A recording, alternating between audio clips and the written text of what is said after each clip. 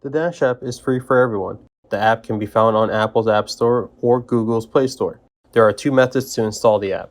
Method 1 is to scan the QR code on the box for your respective device, which will take you to the app directly. Method 2 is to manually find the app by searching for IC Realtime in your App Store. Scroll down and select Dash 1.0 to install. Alright, so after you have the app already installed on your phone, you're going to go ahead and open the app. You're going to set up on your phone, you're going to set up your new account. On my phone, I already have the account set up, so I'm just going to go ahead and hit the plus sign at the top right corner to add a new device. You'll get some prompts and notifications about asking for permissions. Please do allow all permissions. In my case, I already have the permissions enabled, so I'm just going to hit got it.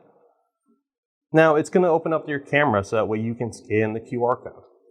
In this case, we're going to scan the code that's on the bottom of the device, not the code that's on the box itself. Those are two different codes. The ones on the box is for the app. The one on the bottom of the unit is for the unit itself. And then there's going to be on-screen display instructions. It's going to ask you to make sure your light is actually on and blinking. If it's not blinking, make sure you go ahead and press, slide the camera lens up, press the reset button, and it should tell you that hotspot is enabled and ready for pairing. Now, mine is already enabled, so we're just going to go ahead and hit next. It's going to ask you then to join the hotspot of the orbit. In my case, I'm going to hit join, and it's going to take a moment. After it connects, it's going to detect the settings of the device. Since this is a new device and it's first time setting up, it's going to ask you to create a secure password for your device. If you don't know the password and you lose it later on, you're going to have to reset your device and set it back up. Nobody can help you retrieve this password. So please make sure you know what it is or write it down.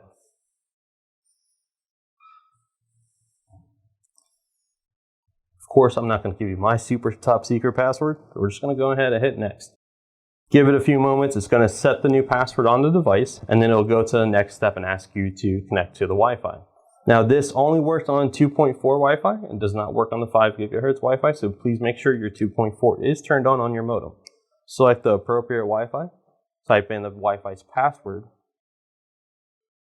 If the password is incorrect when entering it, the orbit will notify you that it failed to connect due to incorrect password. If you get the alert saying, if you'd like to keep trying the Wi-Fi, you're going to go ahead and just select keep trying Wi-Fi, so that way it stays connected to the Wi-Fi even if there's no internet. Select next, give it a few moments. Successfully connected to network. The orbit is now connected to my Wi-Fi. My phone is now going to connect back to my own personal Wi-Fi, so I have internet again. And then it's going to confirm that the device is linked up to the cloud and pair it to your account. We give it 120 seconds, but realistically it should happen within 10 seconds. It's going to allow you to modify the name at the top of the screen. So in case if I just wanted to name orbit or bedroom, whatever you want it to be called. You can also adjust the date and time settings. However, it does pull the date and time settings automatically from your phone to save you the hassle, but you can adjust it if you decide to use a different time zone.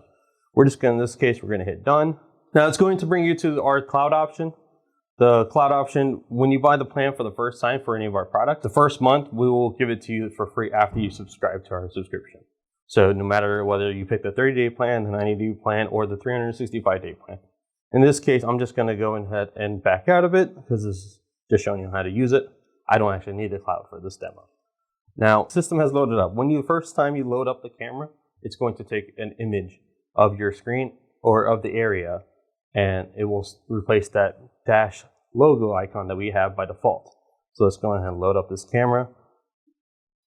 And there is the camera's video feed. So at the bottom of the screen, there's a PTZ control. We're just gonna click that, and then we can drag the left, right, or however we wish to move the camera itself.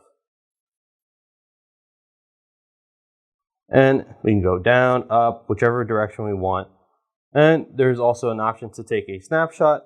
There's an option to record, do two-way talk, and also to record the actual event if there's something going on at that time. If you wanted to share the device, the top right next to the gear wheel, you can click the share icon.